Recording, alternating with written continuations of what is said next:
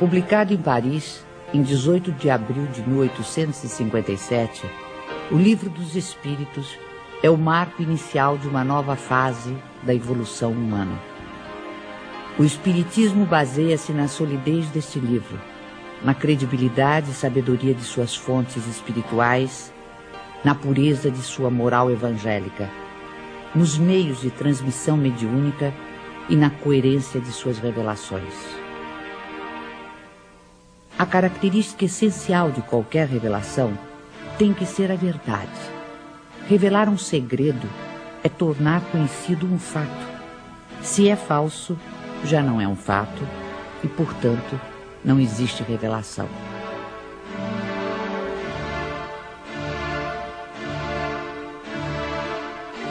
Todas as ciências que nos fazem conhecer os mistérios da natureza são revelações, e pode dizer-se que há para a humanidade uma revelação incessante.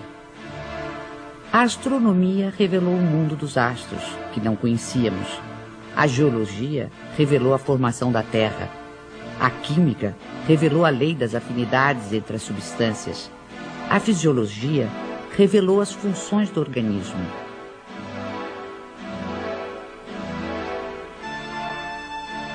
Copérnico, Newton, Galileu, Laplace e Lavoisier foram reveladores.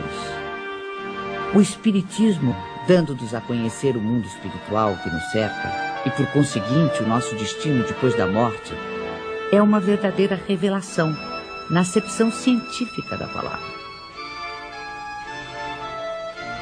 A revelação espírita é de origem divina e de iniciativa dos espíritos, sendo a sua elaboração fruto do trabalho humano.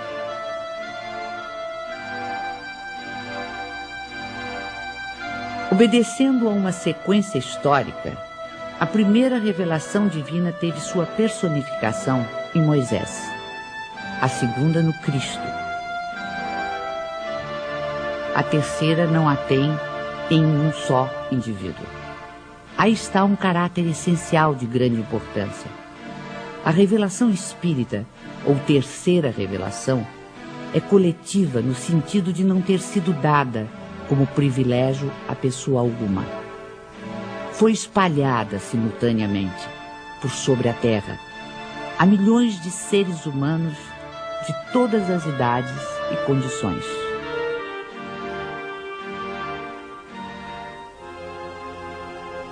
As revelações de Moisés e de Cristo, sendo resultado do ensino pessoal, apareceram num só ponto em torno do qual a ideia se propagou pouco a pouco.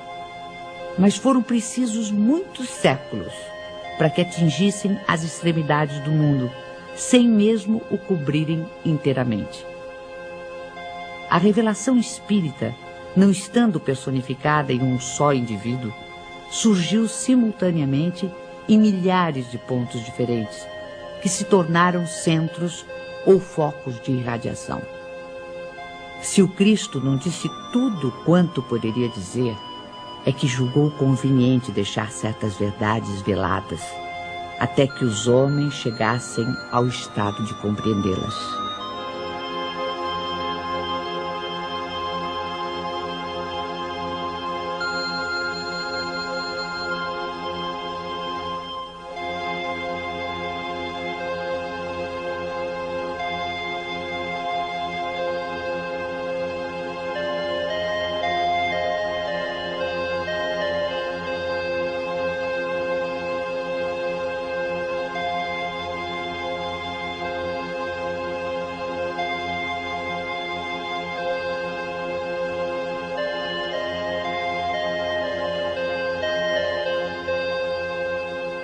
Mas quem toma a liberdade de interpretar as escrituras sagradas?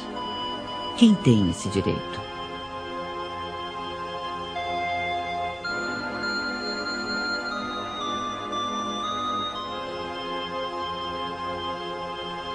Neste século de emancipação intelectual e de liberdade de consciência, o direito de exame pertence a todos, cientistas, religiosos, filósofos e pesquisadores. Os homens, cada vez mais esclarecidos, à medida que novos fatos e novas leis se forem revelando, saberão separar da realidade os sistemas utópicos. Ora, as ciências tornam conhecidas algumas leis. O Espiritismo revela outras. Todas são indispensáveis à inteligência dos textos sagrados de todas as religiões, desde Confúcio e Buda até o cristianismo. Um último caráter da revelação espírita é que, apoiando-se em fatos, tem que ser, e não pode deixar de ser, essencialmente progressiva, como todas as ciências de observação. Caminhando de par com o progresso, o Espiritismo jamais será ultrapassado. Se uma verdade nova se revelar, ele a aceitará.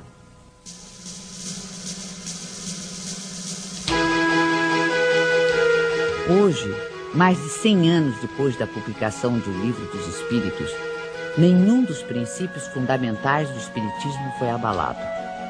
Todos permanecem intactos. E isso num século em que o mundo sofreu radicais transformações em todos os campos do conhecimento.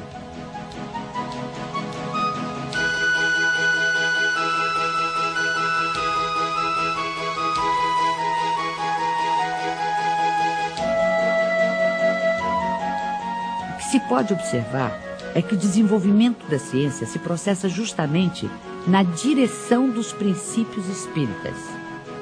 O exemplo mais recente está nos jornais. Depois do átomo e de todas as suas subdivisões, os cientistas acabam de dar mais um passo no estudo do microcosmo. Agora, com o anúncio oficial da descoberta do top quark, a partícula mais fundamental da matéria. Esta conquista científica, que ajudará a entender planetas, estrelas, galáxias e a própria vida, vem confirmar ensinamentos que já nos haviam sido antecipados pelo capítulo 2º de O Livro dos Espíritos, sobre os elementos gerais do universo e as propriedades da matéria.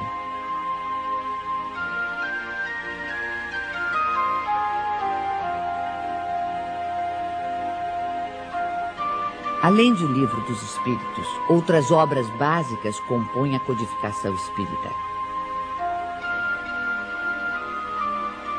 O Livro dos Médiuns, o Evangelho segundo o Espiritismo, o Céu e o Inferno, e a Gênese desenvolvem, aprofundam e consolidam os princípios do Espiritismo. Todos esses princípios, que resultam dos ensinamentos dos Espíritos, foram sistematizados e codificados por Allan Kardec. Hippolyte Léon Denisard Rival, que mais tarde viria a adotar o pseudônimo de Allan Kardec, nasceu na cidade de Lyon, na França, no dia 3 de outubro de 1804. Com a idade de 10 anos, seus pais o enviaram para estudar em Yverdon, na Suíça, onde se localizavam um dos institutos de ensino mais famosos e respeitados em toda a Europa. Fundado pelo educador suíço Johann Pestalozzi, o instituto era uma espécie de escola modelo, admirada pela aristocracia, altas personalidades políticas, científicas, literárias e filantrópicas. Depois de haver concluído seus estudos em Yverdon, Rival tornou-se conceituado mestre, não só em letras como em ciências. Distinguindo-se também como notável pedagogo, publicou diversos livros didáticos e contribuiu com planos e métodos para a reforma do ensino francês. Esta longa experiência pedagógica habilitou o professor Rival para outra tarefa, a codificação do Espiritismo. Aos 65 anos incompletos, vitimado por um aneurisma, Allan Kardec faleceu em sua casa enquanto trabalhava. 31 de março de 1848. Em Hydesville, dos Estados Unidos da América, manifestações de forças inteligentes intervindo no plano físico assinalam o surgimento do espiritismo através da fenomenologia mediúnica. A seriedade desses acontecimentos teve imensa repercussão até mesmo na Europa. Os fenômenos ocorreram numa tosca cabana, residência da família Fox, adeptos da Igreja Metodista. No primeiro diálogo registrado entre as irmãs Fox e o espírito de um mascate de nome Charles Rosbach, usaram-se letras do alfabeto para a formação de palavras, mediante convenção de que a cada letra corresponderia a determinado número de pancadas. Estava, portanto, descoberto o processo adotado para as comunicações entre os dois mundos. Pode-se dizer que o fenômeno das mesas girantes, que se seguiu aos acontecimentos de Hydesville, preparou o advento do espiritismo, despertando o interesse dos homens de ciência, dentre eles o professor Ribard ou Allan Kardec.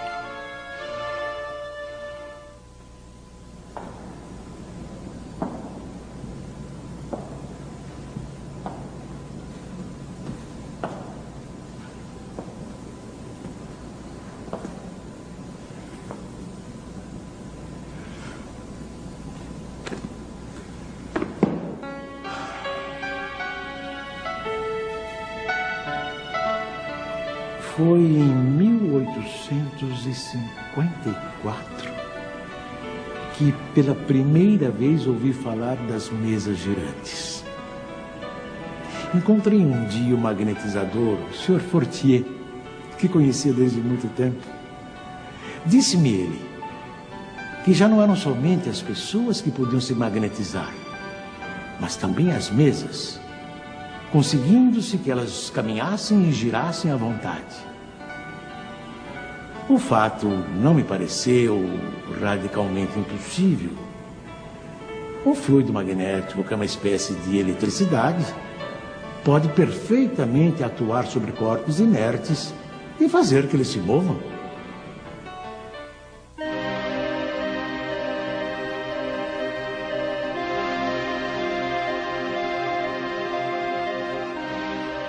Algum tempo depois, encontrei-me novamente com o Sr. Fortier, que me disse ter um fato muito mais extraordinário. A mesa não só se movia, como também falava. Interrogada, ela respondia através de sinais.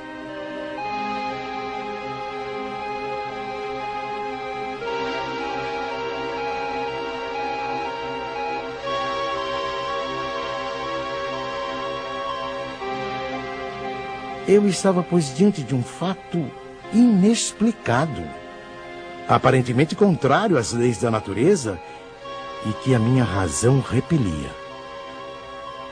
Sabia apenas que as experiências eram realizadas em presença de pessoas honradas e dignas de fé. No ano seguinte, o Sr. Carlotti, amigo de 25 anos, me falou dos mesmos fenômenos com entusiasmo.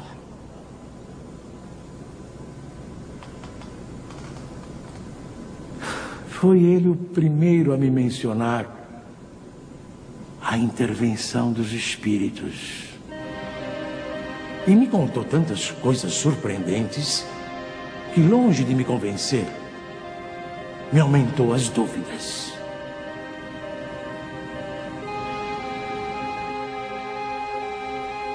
Tempos depois, fui convidado a assistir às experiências que se realizavam em casa da senhora Pleine-Maison. Aceitei imediatamente.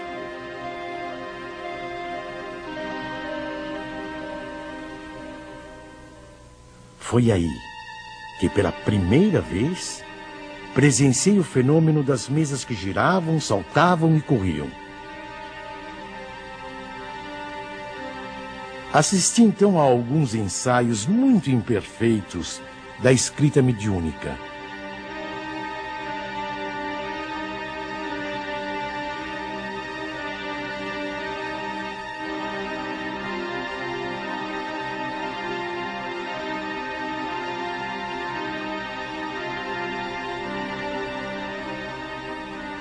Sem dúvida, havia ali um fato que necessariamente decorria de uma causa.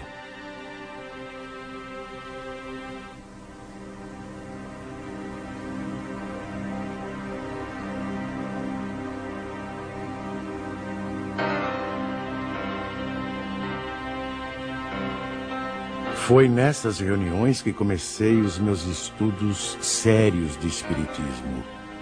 Menos ainda por meio de revelações do que de observações. Apliquei a essa nova ciência, como o fizera até então, o método experimental. Nunca elaborei teorias preconcebidas. Observava cuidadosamente, comparava, deduzia consequências.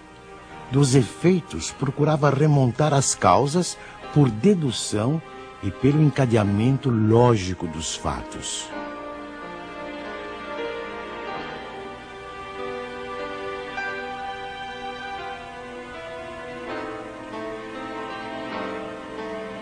Um dos primeiros resultados que colhi das minhas observações foi que os espíritos, nada mais sendo do que a alma dos homens, não possuíam nem a plena sabedoria, nem a ciência integral. O saber de que dispunham se limitava ao grau que haviam alcançado de adiantamento. A opinião deles só tinha o valor de uma opinião pessoal. Esta constatação me preservou de acreditar na infalibilidade dos espíritos e me impediu de formular teorias prematuras, tendo por base o que fora dito por alguns deles.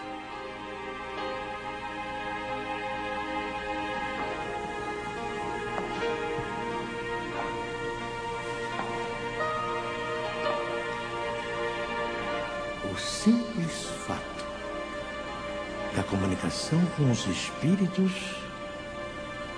dissessem eles o que dissessem, provaria a existência do mundo invisível ambiente.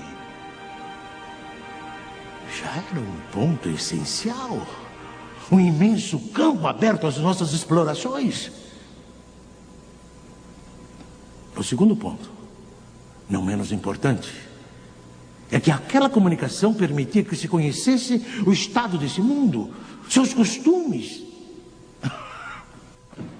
Se assim podemos nos exprimir. No ano seguinte, em 1856, passei a frequentar também as reuniões espíritas que se celebravam em casa do Sr. Rustam. Eram sérias essas reuniões e se realizavam com ordem. As perguntas fúteis haviam perdido todo atrativo para a maioria das pessoas. Quanto a mim, ia obtendo a resolução dos problemas que me interessavam, do ponto de vista da filosofia, da psicologia e da natureza do mundo invisível. Levava para cada sessão uma série de questões preparadas e metodicamente dispostas. Pouco a pouco, as sessões iam assumindo caráter muito diverso. Entre os assistentes contavam-se físicos, matemáticos, estudiosos e cientistas das mais diferentes áreas do conhecimento humano. Todos formulando perguntas, aprofundando temas e questões.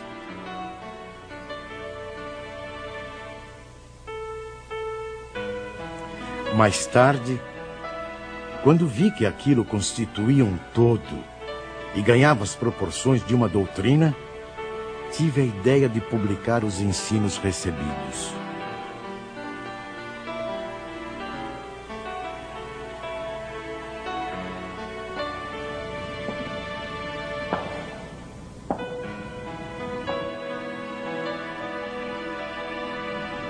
O meu trabalho, em grande parte, já estava concluído e tinha as proporções de um livro.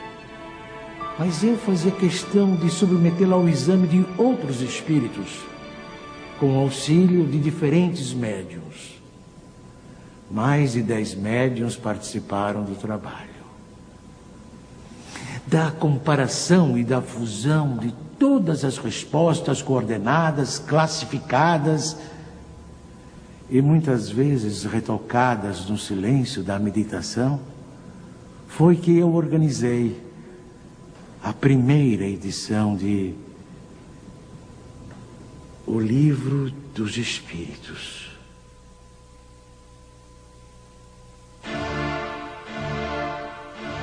O Livro dos Espíritos foi elaborado através do diálogo, uma das formas mais livres e ricas da tradição filosófica. Hegel definiu a estrutura do diálogo em tese, antítese e síntese.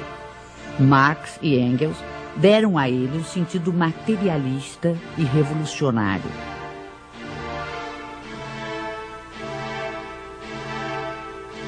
Em vez de enfatizar as contradições, os conflitos e as lutas dos opostos, a dialética espírita prefere a compreensão, a união dos contrários, o entendimento que conduz ao progresso.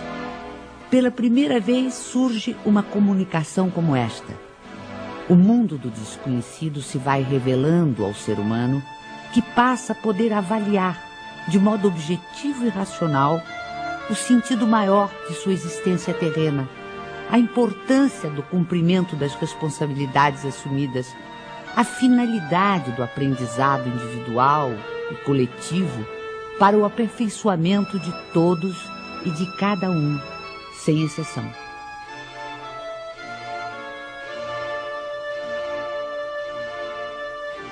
A fé inabalável é a que pode encarar frente a frente a razão, em todas as épocas da humanidade. É aí que reside a principal força do Espiritismo. Força que não fica apenas circunscrita ao plano filosófico, mas que também se estende aos planos científico e religioso. Científico, porque o Espiritismo é uma ciência que demonstra experimentalmente a existência da alma e sua imortalidade. O diálogo ou intercâmbio mediúnico entre o mundo espiritual e o mundo corporal vem a abrir uma nova era nos estudos espirituais.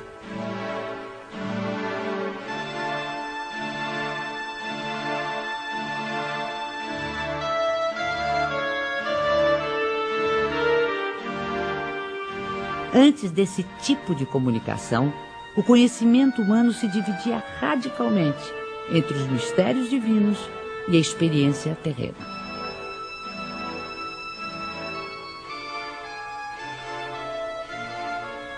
A dialética espírita modifica essa ordem de coisas, mostrando a possibilidade de tratarmos os temas espirituais através da mesma razão que aplicamos às questões materiais. Assim, o Livro dos Espíritos se apresenta como um marco definitivo. Antes dele, tínhamos o espiritualismo utópico. Com ele, e depois dele, dentro dos ensinamentos da doutrina, temos o espiritualismo científico.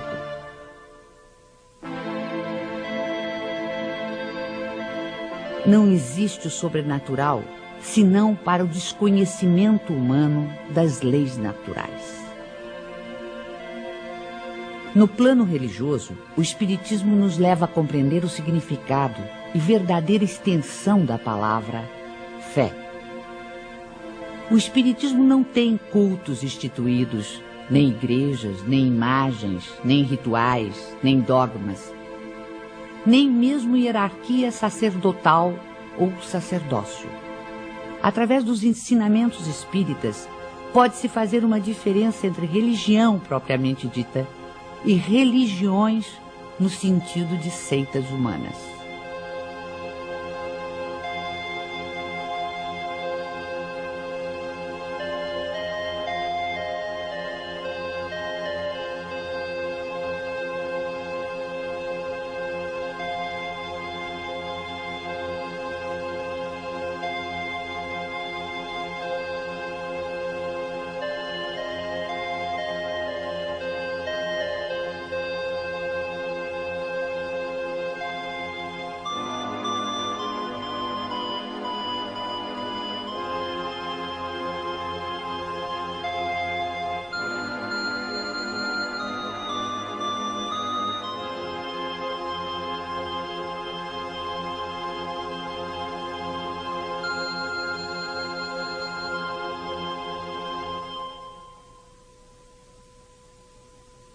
Em vez do culto, temos a prece, que é o mais belo dos diálogos, o mais íntimo, o mais simples e, ao mesmo tempo, o mais sublime.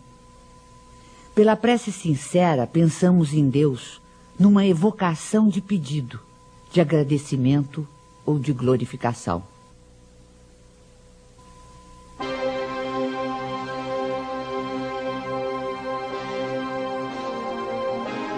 A história da ideia de Deus mostra-nos que ela sempre foi relativa ao grau de intelectualidade dos povos e de seus legisladores.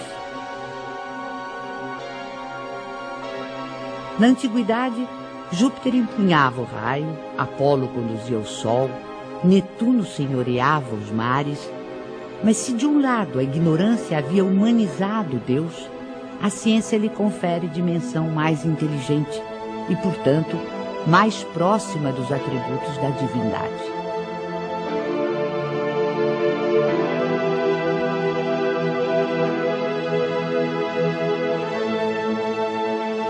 Racionalmente não é possível admitir um efeito sem causa. Olhando o universo imenso, a ordem e harmonia a que obedece a marcha dos mundos inumeráveis, olhando ainda os seres da natureza, o reino vegetal e os minerais, com suas admiráveis variedades,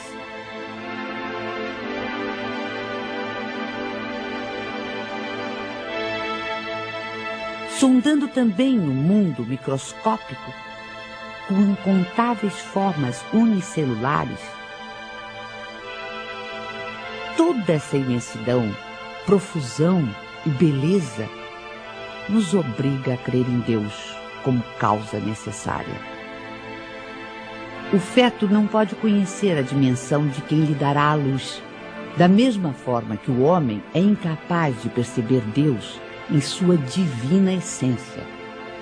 Mesmo depois da morte, dispondo de faculdades perceptivas menos materiais, não pode ainda o espírito imperfeito perceber totalmente a natureza divina. Como recém-nascido, precisará crescer e evoluir para aos poucos adquirir entendimento.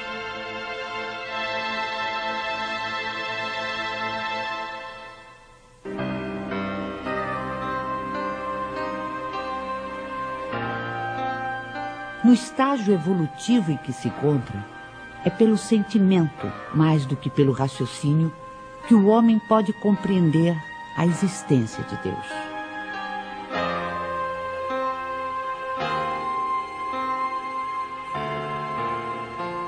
Allan Kardec colocou logo no início do Livro dos Espíritos um capítulo que trata exclusivamente de Deus.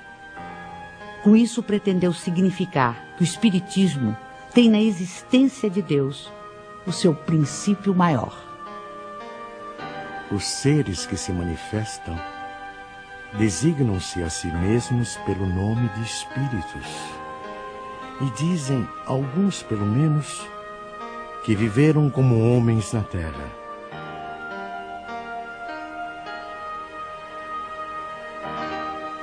Os principais ensinamentos que eles nos transmitiram. Deus é eterno, imaterial, imutável, único, todo-poderoso, soberanamente justo e bom.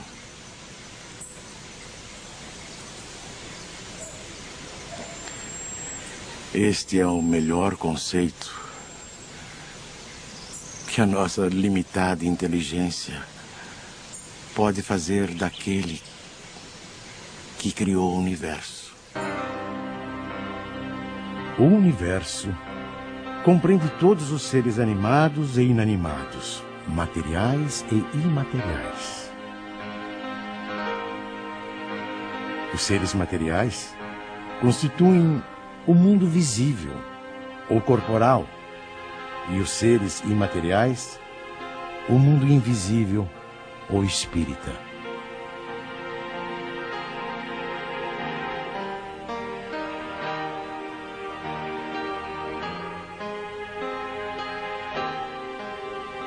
O mundo espírita é o mundo normal, primeiro, eterno. O mundo corporal é secundário. Poderia deixar de existir ou nunca ter existido, sem alterar a essência do mundo espírita.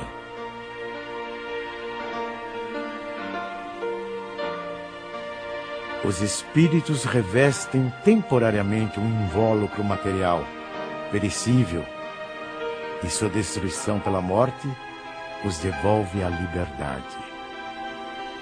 Entre as diferentes espécies de seres corporais, Deus escolheu a espécie humana para a encarnação dos espíritos que chegaram a um certo grau de desenvolvimento.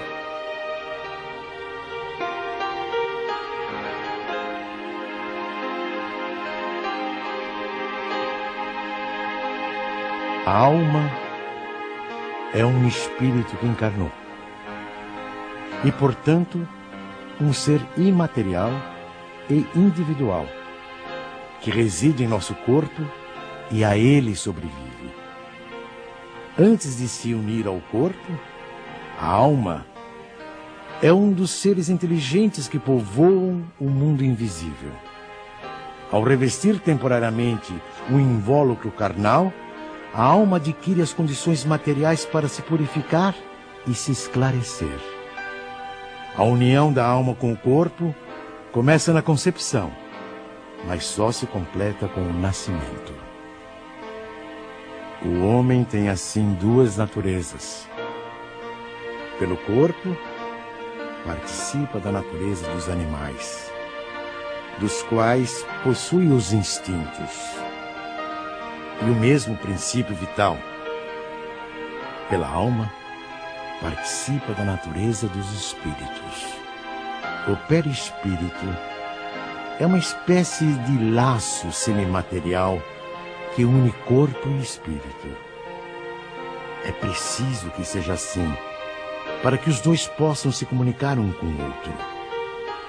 A morte é a destruição da parte mais grosseira. O espírito conserva o corpo etéreo, invisível para nós no seu estado normal, mas que ele pode tornar eventualmente visível e mesmo tangível, como se verifica nos fenômenos de aparição. O espírito não é, portanto, um ser abstrato, que só o pensamento pode conceber. É um ser real e definido. As diferentes encarnações ou existências corpóreas do espírito são sempre progressivas e jamais regressivas. Mas a rapidez do seu progresso depende dos esforços que ele faça para chegar à perfeição. A vida terrena seria assim uma espécie de escola, em que os alunos, embora nunca regridam às séries anteriores, são obrigados a repetir de ano até compreenderem o que lhes foi ensinado. Sem as sucessivas provas das vidas corporais, não haveria justiça. Por isso, todos contamos muitas existências. O principal objetivo da reencarnação reside no melhoramento progressivo da humanidade. A influência dos espíritos sobre os nossos pensamentos e atos é indiscutível. Pensar é vibrar, é entrar em relação com o universo espiritual que nos envolve. Conforme as emissões mentais de cada ser, os espíritos poderão colaborar com ele em seus esforços de progresso ou conduzi-lo à sua ruína. Nada mais natural que se consiga harmonia e felicidade quando a emissão mental for equilibrada e positiva. ou infortúnios e aflições se o pensamento for desequilibrado e doentio. A força e o trabalho da mente estão na base de todas as transformações pessoais e coletivas da humanidade. Porque nós, indivíduos e povos, realmente evoluímos em profunda comunhão telepática com todos aqueles espíritos encarnados ou desencarnados que se afinam conosco.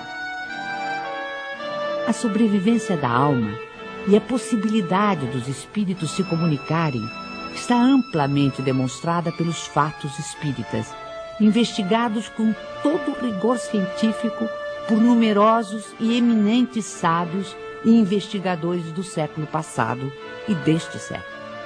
A proibição mosaica de evocar os mortos já não se justifica em nossos dias. O intercâmbio espiritual ou mediúnico, praticado pelo espiritismo, se faz pelo predomínio da razão e da ciência e tem como principal finalidade a elevação espiritual e o aperfeiçoamento dos espíritos encarnados e desencarnados com base nos sentimentos de solidariedade e de fraternidade. Assim, a prática mediúnica, bem orientada, é um fator de progresso humano pelos benefícios que produz, tanto no mundo invisível quanto no mundo material. Repelir as comunicações dos espíritos é repudiar o meio mais poderoso de instruir-se pela iniciação nos conhecimentos da vida futura. Todo aquele que sente, num grau qualquer, a influência dos espíritos é, por esse fato, médium. Essa faculdade é inerente ao ser humano, não constitui, portanto, um privilégio exclusivo. Atraímos os espíritos que se afinam conosco, tanto quanto somos por eles atraídos. Quando desenvolvido, o dom mediúnico que gratuitamente recebemos de Deus deve ser utilizado gratuitamente. O médium de elevados princípios morais, que encontra na vivência evangélica a sua conduta de vida, cumpre o exercício da mediunidade com trabalho e paciência, e a ele se dedica exclusivamente por amor. Geralmente, os médiuns têm uma aptidão especial para diferentes fenômenos. Os tipos de mediunidade são tão variados quantas são as espécies de manifestações. A escrita manual é o mais simples e o mais completo meio de comunicação. É por este meio que os espíritos revelam melhor sua natureza e o grau do seu aperfeiçoamento ou de sua inferioridade.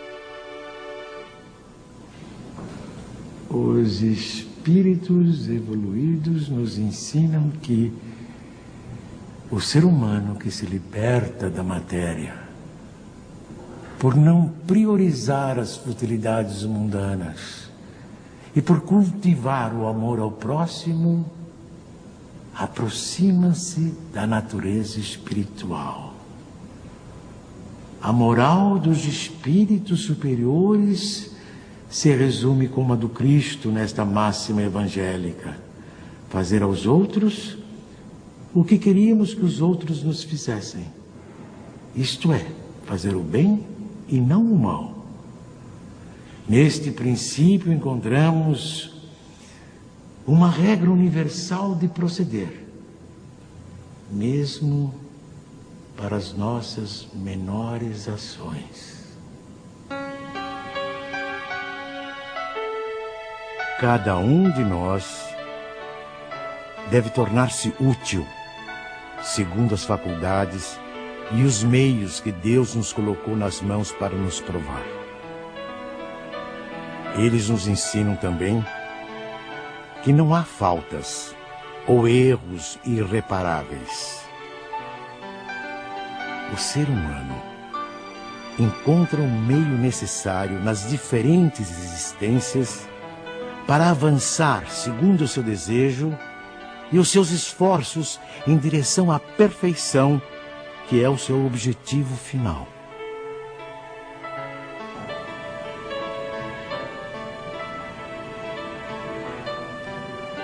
Este é o resumo da doutrina espírita, como ela aparece no ensinamento dos espíritos superiores. O espiritismo, que apenas acaba de nascer, ainda é muito pouco compreendido em sua essência por grande número de adeptos. Mas posso imaginar uma associação ou sociedade em que seus componentes se reúnam com o propósito de se instruírem e não na expectativa de presenciarem fenômenos extraordinários. Uma associação indissolúvel, onde haja confiança mútua e recíproca benevolência. Uma associação que exclua o constrangimento que nasce da suscetibilidade, do orgulho que se irrita à menor contradição e do egoísmo que só se interessa por si. Esses grupos, correspondendo-se entre si, visitando-se, permutando observações, podem, desde já, formar o núcleo básico que um dia reunirá todas as opiniões, unindo os homens no mesmo sentimento de amor e de fraternidade cristã.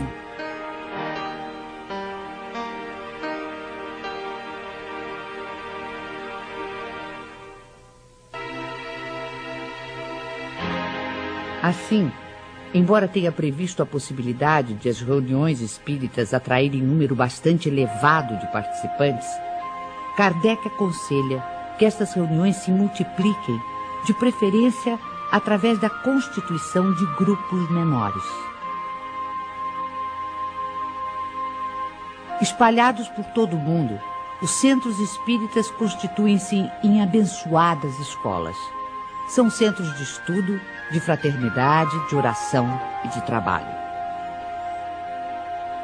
Pelo volume de obras que realizam, tornaram-se também verdadeiras instituições sociais e assistenciais, que têm sempre presente o espírito do núcleo básico de que nos fala Kardec. Núcleo de amor, onde o aperfeiçoamento individual é prioritário, porque leva naturalmente ao aperfeiçoamento do grupo social e da humanidade. Nosso sistema planetário não ocupa senão um ponto ínfimo do universo, situado quase no final da Via Láctea, uma galáxia onde existem aproximadamente 40 bilhões de estrelas, algumas tão grandes que uma só toma espaço igual ao ocupado pelo nosso Sol e quase todos os planetas em sua órbita. Uma das galáxias mais próximas, a nebulosa de Andrômeda, dista do nosso sistema solar cerca de 680 mil anos-luz. Ora, se o universo tem tais dimensões e se o número de planetas existentes conta-se pela ordem de trilhões ou mais, seria ingenuidade supor que apenas a Terra seja habitada por seres racionais. Segundo o Espiritismo, nos mundos que gravitam no espaço infinito, outras humanidades, em vários graus de adiantamento, encontram habitação adequada ao seu avanço.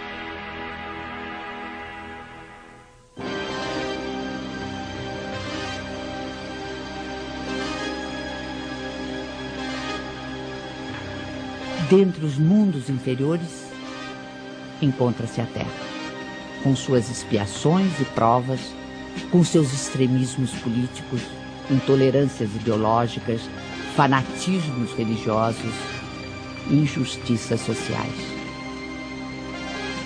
Aqui, seus habitantes levam uma vida instável, de lutas e trabalhos penosos, com mais momentos de infelicidade do que de alegrias.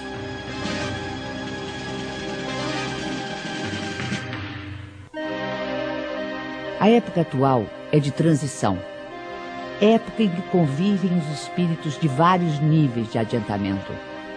Assistimos à partida de uns e a chegada de outros. A evolução é contínua. Em cada criança que nascer, em vez de um espírito atrasado e inclinado ao mal, que antes nela encarnaria, virá um espírito mais adiantado e propenso ao bem.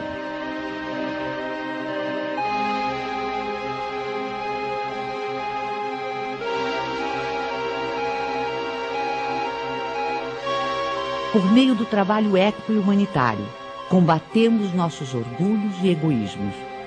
Por meio do diálogo, superamos nossas diferenças. Por meio da solidariedade, pomos em prática o ensino do Cristo de amor ao próximo. Esta é a destinação imediata da Terra. Planeta de regeneração. Continuando no seu progresso ininterrupto, a Terra e sua humanidade ascenderão a planos cada vez mais altos, até a perfeição a que todos os mundos e seres estão predestinados.